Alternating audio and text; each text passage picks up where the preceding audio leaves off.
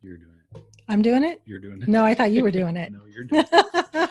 Hey, everybody. Welcome back to the Path to Profit podcast. I'm Dr. Manette Riordan here with my husband, business partner, and best friend, Brad Dobson. Oh, that's sweet. I know we're feeling kind of sappy this morning. I was traveling this last weekend and we miss each other when we're apart. Definitely. Totally miss each other. But I was speaking at a freelance conference, at the freelance conference in Austin, Texas. It was an amazing experience. Is that what it was called? It was called the Freelance Conference. Yeah, pretty practical. And so we decided that we were going to do a show today on productivity and how to manage your bright, shiny object syndrome, because it's a topic that comes up over and over again for creatives and for solopreneurs. It was a theme that ran through the entire conference this past weekend in Austin. And it's one that I personally struggle with. I think we sat down every Monday and struggle with it. Yeah, definitely. Yeah. So we wanted to share some tips and some insights that we've learned. We want to share some of what we're struggling with personally in our business right now. And in fact, along those lines, one of the things we want to do with our podcast is bring you more shows like this one, where we really are sharing some of the behind the scenes things that we're working on, what's working, what's not, what's our growing edge, what we're trying to move forward with. And so much of it is related to time management and to productivity. How can we do more in the time that we have? Yeah, and more of the right stuff, I think is really important. More of the right stuff, more of the money making stuff. There's an old I don't know if it's a quote or an idiom about how opportunity has killed so many businesses, right? And especially for creatives, I kind of equate opportunities with bright, shiny object syndrome, where we see something fun and we can envision how that would be a cool thing to be working on right now. And we drop everything, and that really wasn't the most important thing for the business at that point. And that leads us to our quote for today, actually. Awesome. You going to share the quote? What a segue. I'll just pat myself on the back for that. Our quote for today is from Robin S. Sharma. Productivity is less about what you do with your time and more about how you run your mind. And that's kind of what we were talking about this morning. I'm struggling with too many things out there that are not prioritized and look really shiny, and so we're going back to our basics about what Manette and I personally need to do, and we want to talk about that, talk about those techniques with you today. Plus, I'm a huge magazine junkie, and I am always picking up magazines in airports, and I use them for art, but I love the content as well. And it seems like every magazine I pick up, there are issues about time management, productivity. And so this month, if you're listening, you can't see the cover, but if you're watching us on YouTube, I picked up Entrepreneur. This is a September issue of Entrepreneur magazine with a gorgeous picture of retail rebel, as he's called, Tristan Walker. And Tristan Walker did a great job of talking about how he got really distracted by his shiny object was going out and speaking, because he is a spokesperson for the African American community, for the tech community, and for diversity in the workplace. And he has a really delightful and strong speaking platform to lead with, but he realized it was pulling him away from his business, and he wasn't being the best CEO that he could be by saying yes to all these opportunities to be out in the community. So he actually has dialed it back and pulled back in and actually said to his staff, I'm going to be here and I'm going to continue to turn down these opportunities and really focus on what's important in our business. And so it was a great article, highly, highly recommended. I love Entrepreneur Magazine. But one of the very first articles in the magazine was how to resist shiny object syndrome. And honestly, I don't think we can resist it. Like, I think it's too much a part of my natural way that I think. Like, I'm just an idea generator, like both of us are actually. Yeah, and it's exciting, right? And those bright, shiny objects, there's a tangible sense of fun and creativity that we attach to them. Yeah, and we thrive in that creative brainstorming space, right? We went for a long walk on the beach this morning, one of our favorite things to do, and we're brainstorming the whole way, but our brainstorming was actually really focused on what's in front of us right now this morning. Yeah. But it's definitely easy on any given walk or time spent quote, planning, Yeah. where it can turn into, oh, let's have a fun session of all the things that we could do. And they are myriad. We both feel very capable in terms of creating. It's that follow through that's important. And so I think when we have these discussions, it's really important to attach a weight to what the long-term cost would be in terms of, hey, it's exciting now, and it might be fun to try for a day, but what would it really mean to be doing that a year from now, 2 years from now? What would it really mean to our lives or our business or whatever? Yeah, and I thought, so this article is by a woman named Vanessa Van Edwards. Make sure I give credit where credit's due. And she said that psychologists actually defines shiny object syndrome as that place where someone is so distracted by the world around them that they're forever drawn towards new ideas, people, and stimuli, and how that can really derail a business, right? And even in large companies, if you have a CEO who's super visionary and loves bright, shiny ideas, and they're constantly course correcting, I have done this to him. I'm learning to get better about it, but I still struggle with it. It's like, oh, let's go down this path or let's go down that path. I think it created a lot of havoc in my last business when we had our publishing company, sure, where it's like, oh, that's not working. Let's go over here and try something completely different that really derailed the path that derailed us from the path that we were on. And I think the reason why we've called our business Path to Profit is because it's a path, it's a journey, and there are roadblocks and there are sinkholes and pretty little streams and off to the detours side. And yes, and gorgeous landscapes. And then there's the beach, and, but her point was well taken about how oftentimes we have these ideas and concepts and we try to communicate them, whether it's to a business partner or to a VA or employees if you have them, and other people can't get behind it because it's not clearly fully thought out, well-rounded, or well-developed. Like Brad and I are walking on the beach this morning, and I'm trying to talk my way through the content we want to share with our private group coaching clients this week. And he's like, I'm not getting this. And I'm like, I'm really not articulating it very well. And I realize that I'm a verbal processor. And so that opportunity to just talk it through is really valuable to me. It doesn't mean I always have to take action, which leads me towards one of the strategies that Vanessa Van Edwards shared, which I hadn't heard quite this way before, and I think is really insightful and powerful. And she recommends that you actually schedule what she calls new idea time. So you literally block time in your calendar on a weekly basis to talk about new ideas, whether it's talk about them to yourself, right? Like a crazy person, or whether you're lucky like me and you have a Brad to talk to him about, right, or a business partner or a spouse or a girlfriend or a colleague who's in the same industry. But that you, or your mastermind, if you have a business mastermind that you're in, but you schedule idea time. And you keep either a folder, a Google Doc, or we love Google Keep is another great way to do it, or just a journal, a dump book, where you put all your new ideas in there and you let them go, and you only look at them, talk about them, and discuss them this one period of time during the week. And what I love about that is that you've cooled off at that point. Like you've lost that initial, oh my gosh, this is going to be so exciting energy, which is where I love to live. Like looking at new cars. New cars, yeah. Well, for me, new art supplies maybe, but right. New pens.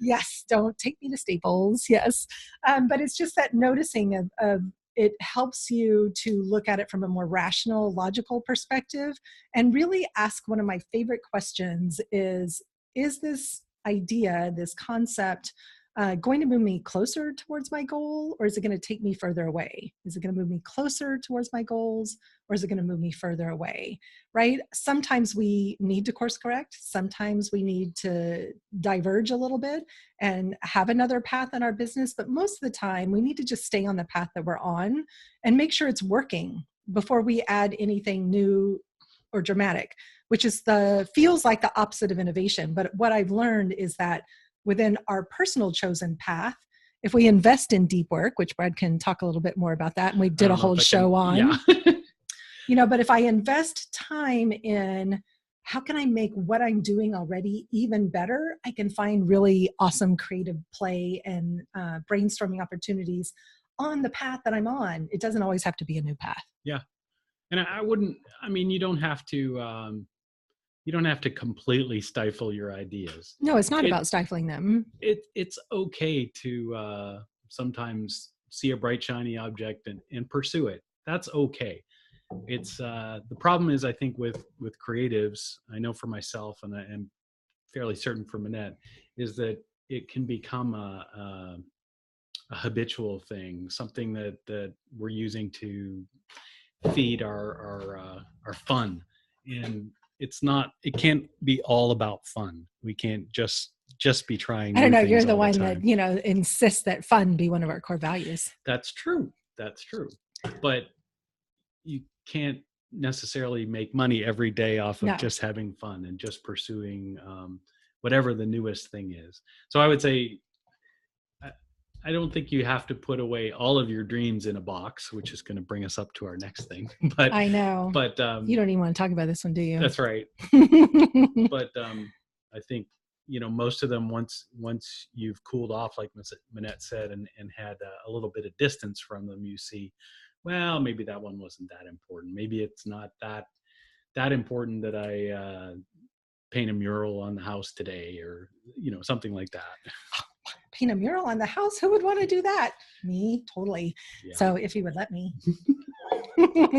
But so here's the thing. When you have this new idea time set aside to focus, in the article, the terminology she uses, we didn't like at all, right? The dreamers in us did not like this, but she says you need a dream killer. Yep. But I would maybe say you need a dream poker, right? You need someone who is going to be the voice of reason and is going to poke holes in the idea. And the cool thing is if you let go of your ego and you actually let go of your attachment to the shininess of the idea, and you allow someone to just ask powerful questions and to kind of pull an idea apart, it often gets put back together much more powerfully, or it gets discarded so you can move on to the next idea. But always having a sounding board is, I think, incredibly value. And I would never say that Brad is a dream killer, but I do think he has that analytical mind that he asks the questions, which gets really frustrating. I'm like, it's just great. Can we just go with it? Maybe I need to put that on a shirt. Dream killer? Dream killer. Oh, no. Nobody would want to hire us if we just went around like with Dream Killer on our shirts. I think the questions you need to ask are, and we were talking about this earlier or outside of the podcast, you need to run it through the filter of your core values. Yes. You need to run it through the filter of your money goals, your money goals, financial goals, maybe your mid to long-term goals for the business that you should have at this point. Yeah. If you haven't got those, I think we have a couple podcasts about that, but you definitely need to go back and set yourself up with those so that you have a filter, a context that you can put these bright, shiny objects in. You need to ask yourself whether it's something you could monetize, and be realistic about that. You're not, and about how long it will take. I think that's been one of our lessons that's been learned the hardest, right? Is actually how long it takes to implement an idea and to monetize an idea. Because I'm a total possibilitarian, right? I'm always the optimist. The glass is overflowing, and I believe it's possible to monetize just about anything, but it takes time and effort and commitment. Yeah. And yes, there are the green smoothie ladies out there, or well, they took time too. Yeah, they were not overnight. A million examples of people really, not a million examples, but people really did have actually probably billions overnight success, and they got hundreds of thousands 5 years of subscribers. But let's be a little bit realistic about some of these ideas. And so once again, it's hard to think about, like, from my perspective, being a dream killer, but no, I'm the dream catcher. I don't want to be a dream killer. Right. I'm the dream catcher. but you definitely need to be a little bit skeptical about those things, and it's okay to, if this is your big dream and this is how you're starting your business, that's not the thing we're talking about today. No. We're talking about those wonderful creative ideas that keep coming to you and that are so awesome. You need to get them on paper, and you need to let them stew for a little while, and you need to have somebody throw darts at them and put them through those filters and see where you get to on them. So here's the thing. How do you manage or resist whatever the word is that you want to use, shiny object syndrome? How do you stay on the path to productivity? It's actually pretty simple. And the thing about time management that we've learned, and also the thing about willpower that we've learned, and this has been off-cited and often studied, is that they say on average, every human makes about 35,000 decisions every single day. And if you think about that, as the day gets further and further along, it gets harder and harder to make a decision. And so one of the ways to combat this sense of overwhelm with all these different options is to keep your schedule really predictable. Like to have the time blocks is time blocking. I've talked about this a lot. We talk about it in our time management book and in all of our courses with our clients. But following a regular, predictable schedule every single day eliminates overwhelm almost instantly, because you never show up at your computer going, I don't know what I'm going to work on today. But how do we tie that to bright, shiny objects? That's what I want to understand. So first, there's a time block every single week. I love this that Vanessa suggested about scheduling new idea time, right? But also eliminating overwhelm. Shiny object syndrome creates overwhelm because we don't know if an idea has value or if it's useful. I personally love having morning journaling time and a lot of times and meditation time. And I'll get ideas during that time, writing those ideas down and saving them for later. I can let go of them.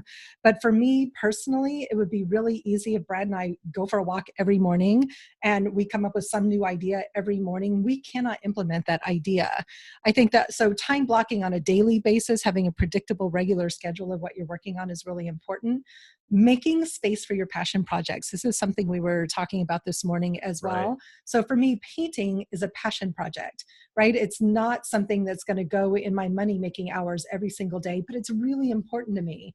So committing time in my calendar for the things that are fun and creative and part of my bright, shiny idea process is super important. Like Brad has a idea for starting a new website for the keto diet for triathletes, right? Right. And he's like, when am I going to do it? And I'm like, you have lots of time, right? It's how do you choose to spend your time? Sure. You know, if you put an hour in on a Saturday morning writing a blog post before you go on your bike ride, or Saturday afternoon while you're watching college football, there's the time is there in our calendars, but we don't manage our time very effectively. We often let people overfill our calendars and take up too much of our time. And we don't rigorously claim time for ourselves and our own creative processes. And I think this goes back to a show we did quite a while ago on Deep Work, which is an amazing book by Cal Newport, where he talks about claiming time to do the important work. I just saw actually another article in Entrepreneur where two young women entrepreneurs in their office, they call it sacred time, where every employee in their company has time every week where they cannot be interrupted, where they get to do project work, right? At Entreport, which is one of our favorite companies we talk about a lot. At Entreport also, they have 2 90-minute blocks a day for doing deep work, for doing project work, right, where they're not in meetings, they're not checking email, their phones are turned off. And everybody gives me so much pushback about this, don't they? All the time. I got it from these freelancers, right? I couldn't possibly turn my phone off, turn my email off. We've trained people to expect an immediate response from us, right? And so I think that learning to take back our time is a really powerful part of this whole managing bright, shiny object syndrome. The thing is, all your ideas have value. So I wouldn't discard ever ideas. I would just collect them. You can't implement and monetize every idea at the same time, or even in a short period of time. Doesn't mean those ideas don't have value. Save them for later. Yeah. And I think that key for me, the save them for later part, what happens in my brain is I'll start collecting these things. We'll go out for a walk and discuss something, and now it's a thing in my head that I'm processing and asking all those questions about, because I'm one of those people that can see into the future very quickly. I can see outcomes, and so that's what my brain wants to do. And so as I collect those things in my head, it gets more and more complex, and I'm less and less able to function normally at a given task. So what's your process for managing that? Getting them down on paper getting them into a mind map. And you actually have an online tool you yeah, love. I use FreeMind, which is a fantastic free mind mapping tool. The neat thing about that is that you, with a single click, you can fold up all of the detail that you have associated with a given part of the mind map. It's also effective. Just any note taking thing is to put those in notes and save them off, and then at least you can get them out of your head and you're not processing them. You can put down all the detail that you want and let them go for a little while. That for me is really important. I think I also had I got some coaching along the way, in terms of once you get them down on paper or in a giant list or however you want to do it, is to go through and put some priorities against them. Put them, maybe you come up with some scale of 1 to 10 in terms of the likelihood that you would ever even crack that idea open and do something with it, or the likelihood that how much you want it, how bad it, all those types of things, so that you put a little bit more analysis on it. And then when you do that and you have a big list, and all of a sudden there's one that's a 10, and there's a bunch that are 5s and a bunch that are 3s, you can be pretty sure that those 3s could just drop off the list, or maybe it's something you're going to do in 20 years or something like that. But you don't need to spend cycles on them. I think that's where I run into trouble is my brain wants to spend cycles on things that are that I think are near term, or Mm-hmm. something in focus right now. They need to be outside of that. Yeah, one of the things we were really conscious of this morning was we have a lot of projects that have been started and not finished, and conscious of needing to sit down and put everything into timelines. Yeah, those are all balls in the air for There's me. lots of balls in the air, open loops, right? All these, whatever you want to call them, but mostly they're unfinished projects that are taking up mental space and cluttering up our ability to see clearly what it is we want to be working on. And there's great satisfaction in actually finishing projects. And one of the frustrations of being entrepreneurs, almost nothing is ever finished. It can always be rebranded, refreshed, this, that, revamped. It can always be made better and improved. So we're constantly on this journey of both personally and inside of our business, growing, learning, and continuously improving everything. And so it can be kind of frustrating because it doesn't feel like things are finished. And then we throw all these bright, shiny objects on top of it, and it is a recipe for overwhelm. So at least once a quarter, we actually try to do it once a week. We're not always great about that, but taking the bird's eye view and looking at what are the projects that are going on, where can we do a better job of planning, where are we not doing a good enough job of claiming time in our own calendars to get this work done. Like I have so much content that needs to be created for a bunch of these different projects over the next few weeks. I need content time. And that means I can't let people fill my calendar. I have to go in and block out that time in my calendar to make sure that I have the clear space to do that without distractions. Yeah. And I'm terrible at I'm full of talk about doing the time blocking, and then I never actually put it into effect. And the same has been true for some of the deep work stuff, where I know that I can find the time to do these things, and in fact take on some of those bright shiny objects that are a 10. But the only effective way to do that is to bring time management into play, to be more productive on the right things. Yeah, Brian Tracy said that 10 minutes of planning a day will save you 2 hours of time. And it's really true, right? 10 minutes spent organizing your time blocks, picking your top 6 priorities for the day of what you commit to getting done, right? It's like, and we're like everybody else, right? We have all the tools, we know all the processes, and it's creating the habit, right? Mm-hmm. I think one of our favorite books, in fact, my daughter begs to listen to it over and over again, is The Power of Habit, right? It's like, how do you implement these habits, health habits, work habits? Sure. And time management is just another habit and a practice. And so if you're feeling resistance to everything that we're saying today, I would ask why. What's underneath that resistance? Procrastination usually is just another sign of fear. You're actually afraid of doing whatever it is that you're procrastinating.